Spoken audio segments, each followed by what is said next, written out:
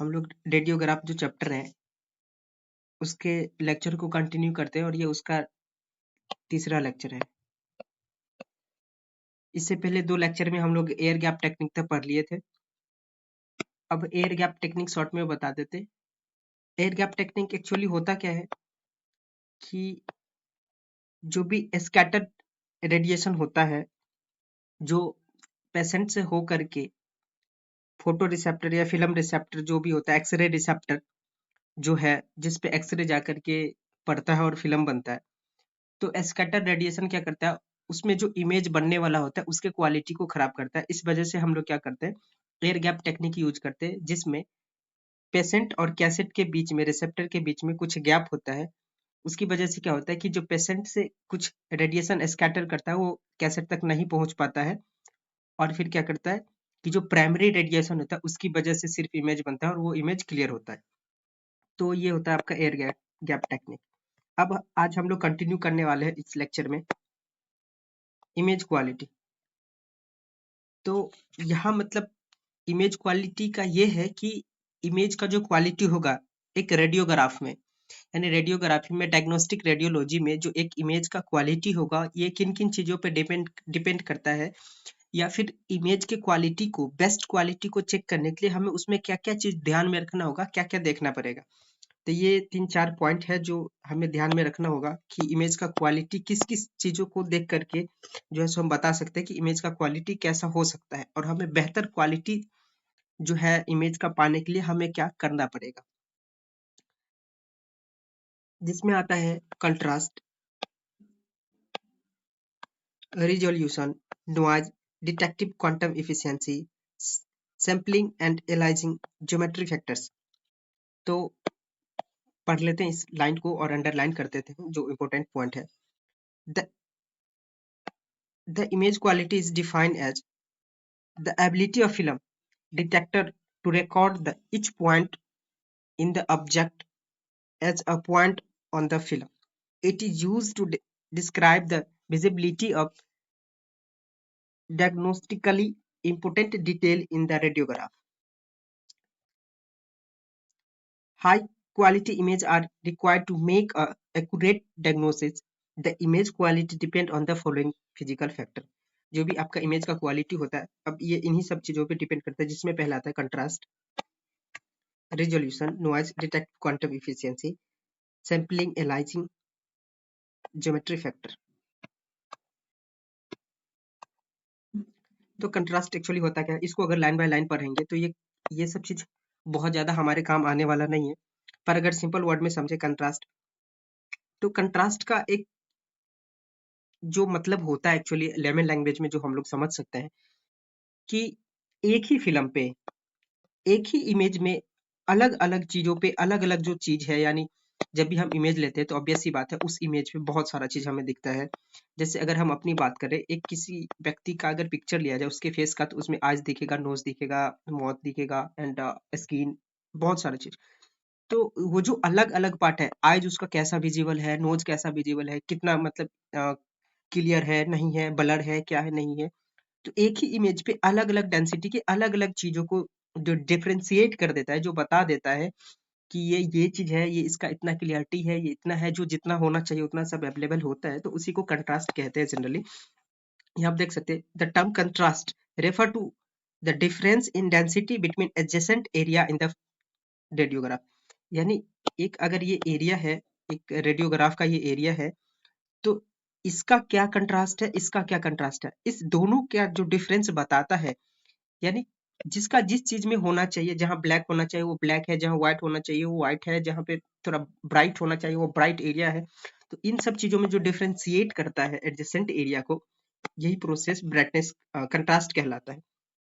तो इस कंट्रास्ट में बहुत ज्यादा ऐसा कुछ है नहीं जो जानने की जरूरत है, वैसे मैं बता दिया हूँ।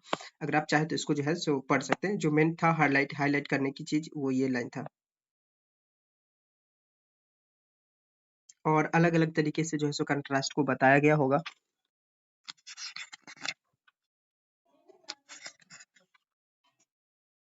दूसरा है एक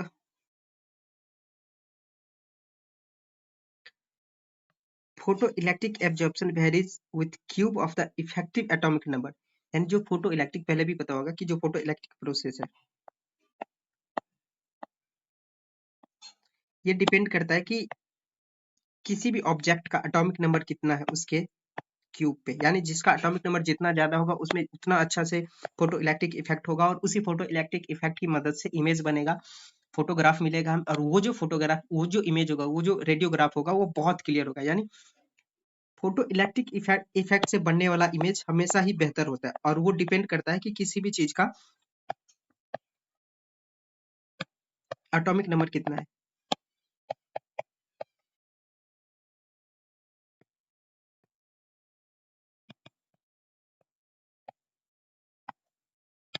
ठीक है,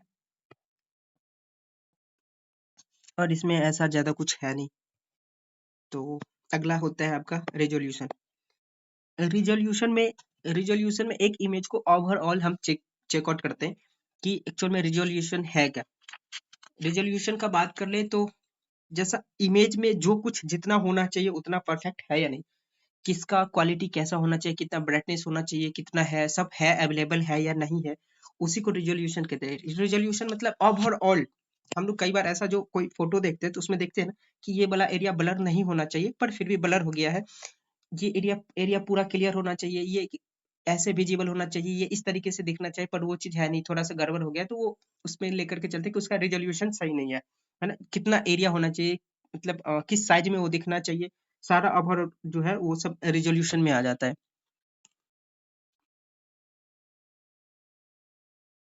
बाकी इसको लाइन टू लाइन पढ़ ले, जो कुछ भी है ज्यादातर आपको अलग अलग रिजोल्यूशन का वो आ जाएगा। तो जिसमें है आपका ये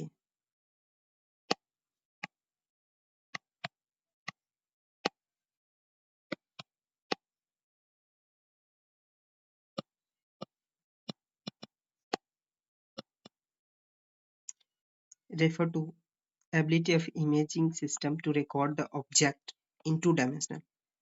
यानी टू डायमेंशनल में पिक्चर रहेगा, किसका कितना क्वालिटी होना चाहिए, कौन कितना क्लियर होना चाहिए, ओवरऑल इमेज को जो चेकआउट करते हैं तो वो रेजोल्यूशन पे डिपेंड करता है। इसके बाद फिर आपका एक ये है, in other word it is the ability to image a small object that have high subject contrast. Example, bone, soft tissue, interference. एक होता है आपका contrast resolution,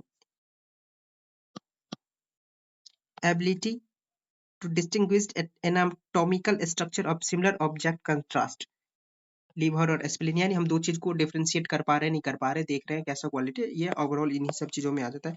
और इसका ये सब चीज बहुत ज्यादा आपको याद रखने की जरूरत भी नहीं है, अगर आप चाहे तो इसको एक बार रीड आउट कर सकते हैं। इसमें हमें कुछ ऐसा अंडरलाइन करने जैसा लगा नहीं जो मैं आपको अंडरलाइन करके बताऊं।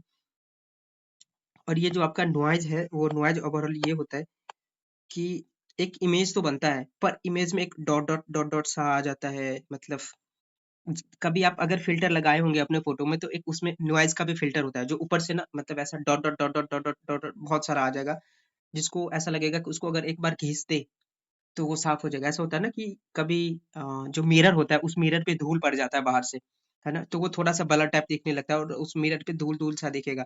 तो इसी तरीके का जो है सो अपीयरेंस आ जाता है उस पूरे फिल्म पे, और ये point point point point white white सा स्पॉट दिखेगा पूरा फिल्म पे, तो उसी को एक नॉइज टर्म में जानते हैं।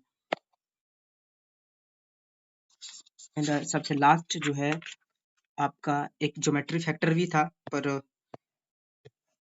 इसमें है नहीं, उस चीज को हम उसमें इंक्लूड नहीं किए, एक दो पेज जो है सो आपका स्किप किया गया है चैप्टर से, अगर आप मिलाएंगे तो स्किप किया गया है रीजन बिहाइंड की। ये सब चीज बहुत ज्यादा काम का नहीं था, आप अगर बुक से पढ़े वहां पे आप पढ़ के देखें, अगर वहां पे कोई डॉट डॉट आता है उस चीज में, उस चैप्टर में, उस टॉपिक में, चैप्टर तो क्या कह सकते हैं, टॉपिक में, तो आप जो है सो हमें कमेंट करके बताएं, हम बता देंगे उस चीज को, पर हमें लगा नहीं कि इतने यूज का है आपका। तो सिंपली आपको ये कॉमन चीज जानना था। एक्चुअली थ्योरी में अब जब आप प्रैक्टिकल करने जाएंगे इन सब चीजों का तो आपको अपने आप ही पता चल जाएगा सब कुछ, बस एक थ्योरी टाइप सिलेबस में है तो वो बस जान लेना था आपको कि वो एक्चुअली में होता क्या चीज है। बाकी जो एक आपका ये पॉइंट है ये चेक कर लेते हैं, देख लेते हैं। The patient anatomic should be placed closer to the receptor. जो पेशेंट है उसको हम रिसेप्टर जो फिल्म आता है उसके क्लोजर प्लेस करेंगे, रखेंगे उसको। The axis of the anatomy should lie parallel to the receptor plane, यानी जो जिस पार्ट का पेशेंट के जिस पार्ट का हमें फोटो लेना है उसको और कैसेट को दोनों को पैरेलली रखेंगे और जितना क्लोज हो सकता है उतना क्लोज रखेंगे। अगर हम किसी भी सेम चीज का अगर अलग अलग एंगल से या फिर अलग अलग चीजों का ले रहे हैं, इमेज ले रहे हैं, हमें मान लो अगर हमें चेस्ट का लेना है तो चेस्ट में हम 3-4 व्यू देखते हैं। तो अगर हमें चेस्ट का लेना है और सारे एंगल से लेना है तो पहले हम पीए लेंगे या फिर एपी लेंगे, जो भी लेंगे। तो उसका जो पीए का डिस्टेंस, एपी का डिस्टेंस, लेटरल का डिस्टेंस और एक्सियल का डिस्टेंस जो भी है सबका डिस्टेंस सेम होना चाहिए। उस जो भी आपका कैसेट होगा, रिसेप्टर होगा, उससे जो पहला पोजीशन लेंगे उसी पोजीशन में उतने ही डिस्टेंस पे सारा पोजीशन लेंगे। और उसके बाद सेंटरिंग का जो डिस्टेंस होगा वो डिपेंड करता है कि आप पोजीशन कौन सा ले रहे हैं, और एक्सपोजर का भी डिपेंड करता है कि आप पोजीशन कौन सा ले रहे हैं, टाइम कितना दे रहे हैं, वो सब सब डिपेंड करता है कि आपका जो है पोजीशन कौन सा है। पर डिस्टेंस जो कैसेट और उसका है वो सेम रहना चाहिए, ताकि इमेज में मतलब ऐसा कुछ दिक्कत ना आ जाए कि एक इमेज जो है सो बहुत ब्राइट दिखने लग गया, एक बहुत डार्क सा दिखने लग गया, एक में कुछ पता ही नहीं चल रहा है। अगर सब सेम डिस्टेंस पे लेते हैं तो इतना ज्यादा इफेक्ट नहीं पड़ेगा, फिर ऐसा मतलब सब एक जैसा दिखेगा इमेज।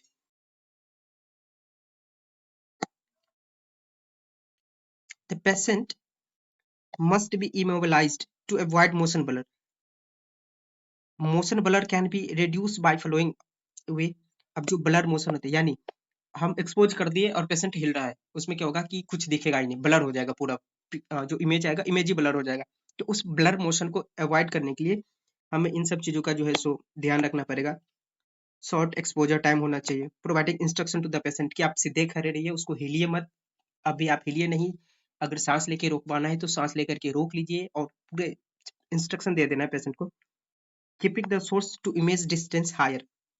अब जो इमेज का डिस्टेंस सोर्स का डिस्टेंस, यानी जो आपका एक्सरे सोर्स है जहां से एक्सरे निकलेगा और जो रिसेप्टर उसका डिस्टेंस थोड़ा सा ज्यादा रखे।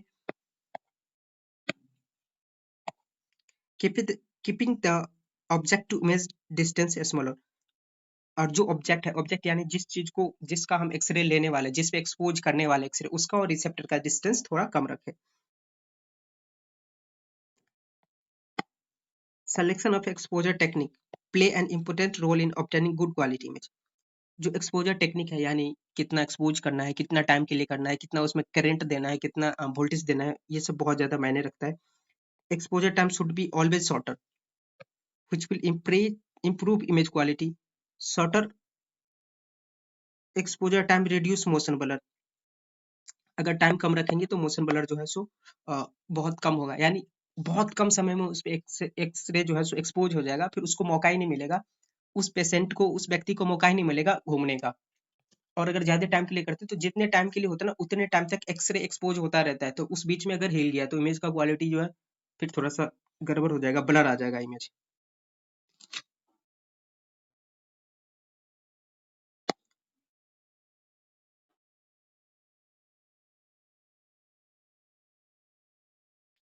As the kbp increase, higher amount of x-ray are transmitted to the patient. It reaches the film, affect the optical density.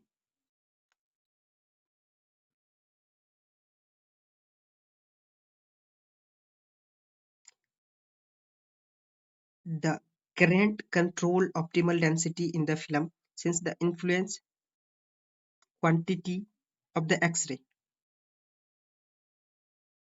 और सबसे लास्ट लाइन में जो बहुत ज्यादा जरूरी है ये है कि therefore always always use the high kbp with reduced am and short exposure time. बस इतने दूर का अगर इस पूरे पैराग्राफ का जब से हम पढ़ रहे हैं उसमें जो अगर देखा जाए तो सबसे ज्यादा है